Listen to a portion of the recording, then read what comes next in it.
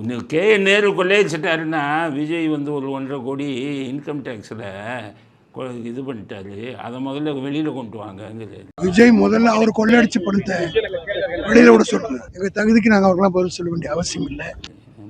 படிச்சிருக்கீங்களா? பிஎல்லாம் எப்படியா படித்தீங்க நீங்கள்? முதல்ல டிகிரியை படித்தீங்களா? பியூசி ஒழுங்காக படித்தீங்களா? இவர் வந்து உங்கள் நேரு அடித்தது நாட்டு பணத்தை, மக்கள் வரி பணத்தை கொள்ளையடிச்சிருக்காரு. பாவம் வேலைக்கு இதை எழுதிட்டு காத்துக்கிட்டு இருந்தவனுக்கு நம்பிக்கை துரோகம் பண்ணிவிட்டு காசை வாங்கிட்டு மற்றவங்களுக்கு வேலை போட்டு கொடுத்துருக்காரு. அதுவும் இதுவும் ஒன்றா? இன்கம் டேக்ஸ் என்ன அவர் கணக்கு கொடுத்ததில் குறைவாக கொடுத்துருக்காருன்னு ஆடிட்டர் கொடுத்தது கணக்கை வந்து அவங்க இது சுட்டி காட்டியிருக்காங்க. அதுக்கு என்ன தண்டனையா?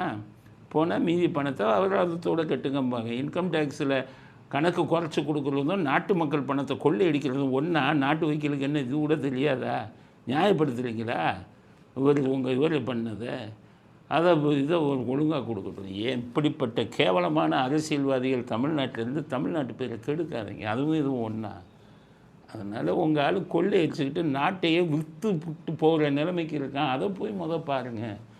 அதை விட்டுட்டு இந்த இன்கம் டேக்ஸ்னு பேசுனா எல்லாம் என்ன நினைப்பான் அவங்களெல்லாம்? நீங்கள்லாம் ஒரு அரசியல்வாதிகள், நீங்கள்லாம் ஒரு தடவைலாம் எம்பியாக இருந்துட்டீங்க. கேடு நாட்டுக்கு.